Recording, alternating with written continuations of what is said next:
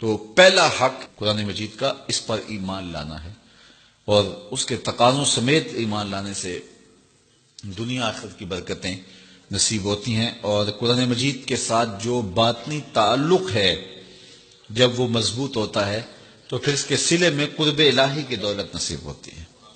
جب اس کے ساتھ تیقن پیدا ہو جاتا ہے، یہ تیقن ہی من میں روشنیاں پیدا کر دیتا ہے۔ دوسرا حق اس کتاب کا یہ ہے کہ اس کو صحت لفظی کے ساتھ تلاوت کیا جائے۔ قرآن مجید کی تلاوت من کے روگ مٹاتی ہے، من کے میل گوا دیتی ہے، اندر کی ستھرائی کا سامان ہوتا ہے۔ اقبال کہتا ہے تو نہ دانی کہ سوزے کراتے تو دیگر گوں کر تقدیر عمر را۔ میری بہن تو نہیں جانتی، جب تو بہن ہو کے قرآن پڑھے تو عمر کی تقدیر بدلتی، اور جب تو ماں ہو کے قرآن پڑھے بیٹا نیزے کی نوک پہ قرآن سناتا ہے۔ تو یہ قرآن من میں سویرے من میں روشنیاں اتارتا ہے۔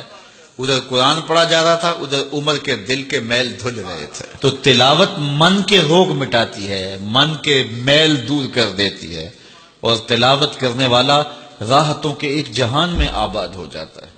اسی لیے میرے حضور نے فرمایا اتل القرآن وابکو، قرآن پڑھا کرو اور قرآن پڑھتے ہوئے رویا کرو۔ فَإِن لَمْ تَبْكُوا فَتَبَاكُوا، اور اگر رونا نہ آئے تو رونے کی کوشش کیا کرو۔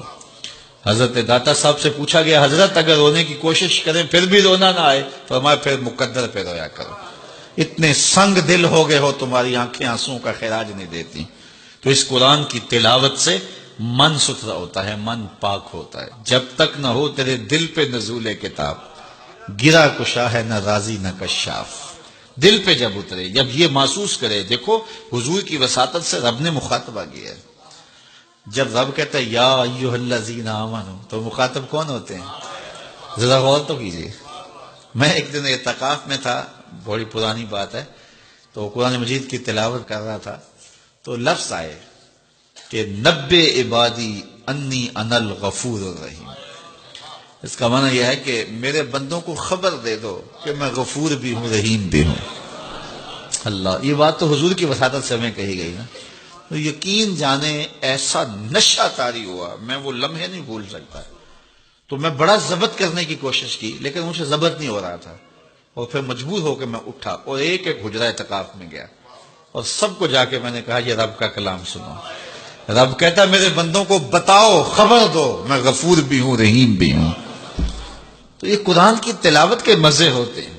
تیسرا حق قرآن مجید کا ہمارے ذمے، اس کو مفاہیم و مطالب کے ساتھ سمجھنے کی کوشش کرنا کہ یہ قرآن ہمیں کیا کہہ رہا ہے۔ وہ کبھی تلاوت ہو رہی ہوتی ہے اور پڑھنے والا پڑھ رہا ہے کونوا قردۃ خاسئین، لوگ کہتے ہیں سبحان اللہ، جبکہ وہ کیا کہہ رہا ہے، چونکہ سمجھ نہیں ہے کہ کہا کیا جا رہا ہے۔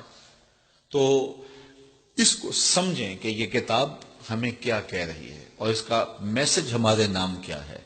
حضور کی وساطت سے ہمارے نام یہ رب کا پیغام ہے۔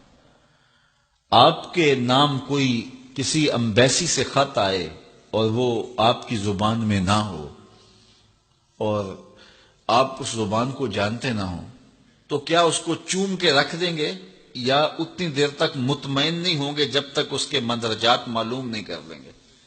آپ کہیں گے کوئی خیر کی خبر ہے، کوئی دکھ کی خبر ہے، کیا بات ہے، میں اس کو دیکھنا چاہتا ہوں کہ مجھے انہوں نے لکھا ہے تو کیا لکھا ہے، میرے نام پیغام کیا ہے۔ تو جس زبان کو آپ نہیں جانتے وہ خط آپ کے نام آتا ہے تو اتنی دیر تک آپ مطمئن نہیں ہوتے جب تک آپ اس کو جو ہے وہ ایسے شخص کے پاس نہیں لے جاتے جو اس زبان سے آشنا ہوتا ہے۔ تو یہ رب کا خط ہے، حضور کی معرفت۔ تو یہ پڑھے نا ہمارے رب نے ہمیں کیا پیغام دیا ہے، اور پھر جب اس کی تلاوت کریں گے اور اس کے مفاہیم کو سمجھنے کی کوشش کریں گے تو یہ قرآن فیض دیتا ہے۔ یہ قرآن اپنے مخاطب کو، یہ تو خالی پڑھا جائے پھر بھی فیض دیتا ہے، بلکہ خالی پڑھا نہ جائے دیکھا جائے پھر بھی فیض دیتا ہے۔ اس کو دیکھ بھی لیا جائے، اس کے سننے سے فیض ملتا ہے، اس کے پڑھنے سے فیض ملتا ہے، اس کے دیکھنے سے فیض ملتا ہے، اس کے سمجھنے سے فیض ملتا ہے، اس کا درس دینے سے فیض ملتا ہے، اس کا درس لینے سے فیض ملتا ہے۔ یہ تو سراپا فیض ہے، یہ تو روشنیوں کا منبع و مصدر ہے۔ اس کتاب سے جڑنے والا دارین کی سعادتیں پاتا ہے۔